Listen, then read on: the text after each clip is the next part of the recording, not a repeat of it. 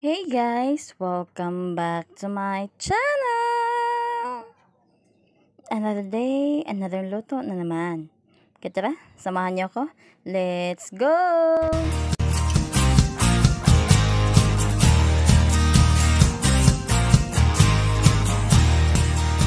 Before we start, I would like to thank all of my subscribers, viewers, silent viewers.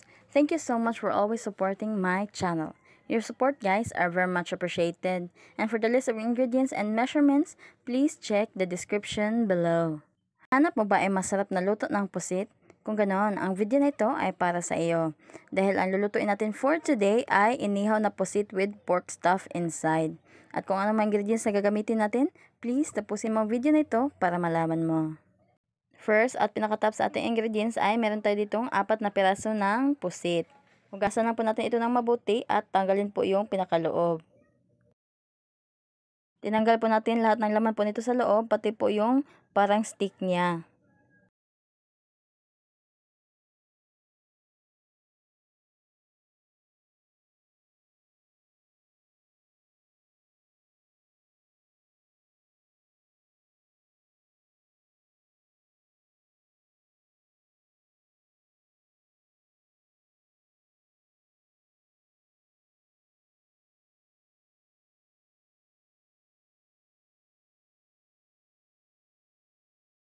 Matapos po natin tanggalin yung nasa loob niya, ay hugasan po natin ito ng mabuti.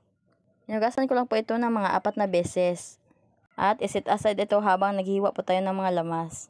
At ito po yung mga ricados po na gagamitin po natin dito. Gagamit tayo dito ng isang buong onion. Nasa medium po ang size nito. At gagamit din po tayo dito ng garlic. Mga 3 cloves lang. At saka itong spring onion. Hiwain lang po natin ng pinong-pino yung ating garlic.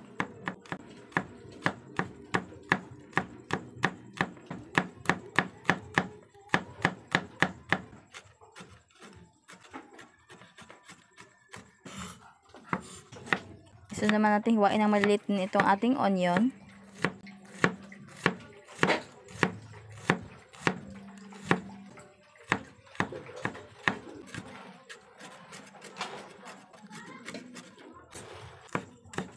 At itong ating spring onion.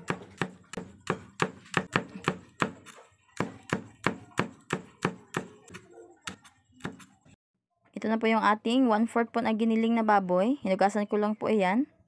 Ayan, ilagay na po natin ito sa plato at ilagay na po natin yung ating mga hiniwa po na mga sangkap. Timpla na rin po natin ito ng 1 pinch po ng salt, ground pepper, at maglalagay din po tayo dito ng seasonings, paprika, at saka garlic powder.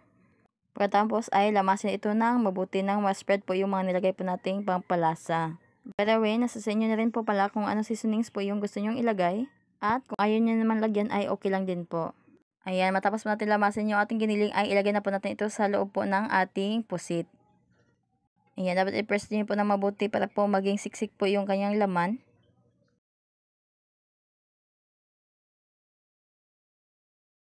Pwede nyo rin pong gamitan ng stick po sa pagtutusok para po mas maging siksik po yung kanyang laman. Ayan, tapusin ko lang po lagyan ito lahat. At kung nakarating ka na sa part na ito, paki-like naman po yung ating video. Paki-subscribe na rin and please click the notification bell para lagi kang updated sa ating mga susunod pang video. Ito pong recipe natin for today ay napakasarap po. Perfect po siyang pang-ulam. Kaya kung naghahanap po kayo ng ibang klase naman po ng pagluluto po ng pusit ay pwede nyo po itong subukan.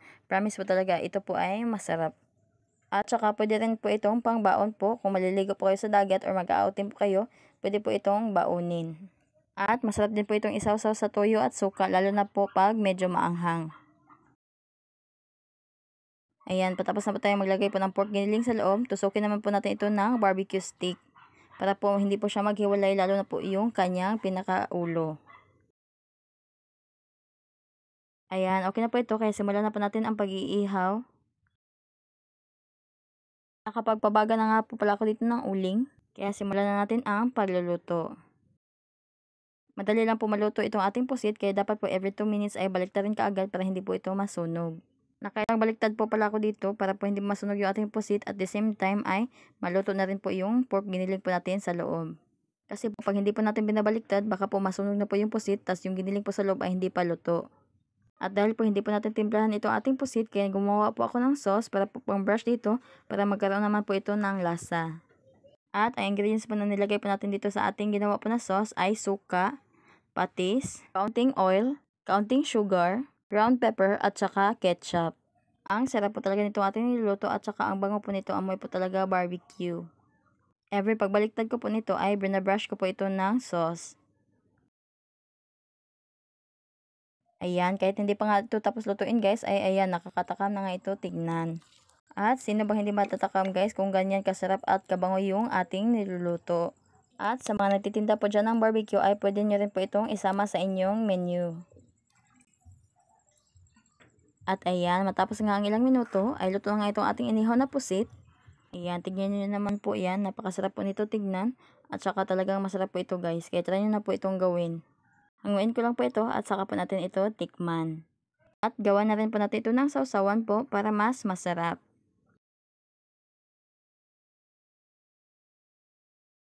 At ayan, luto na nga itong ating inihaw na pusit with pork stuff inside. Kaya ano pa hinintay nyo guys, try nyo na itong gawin. Napakasarap po talaga nito. Kaya yan lang po. Thank you for watching. Bye! God bless!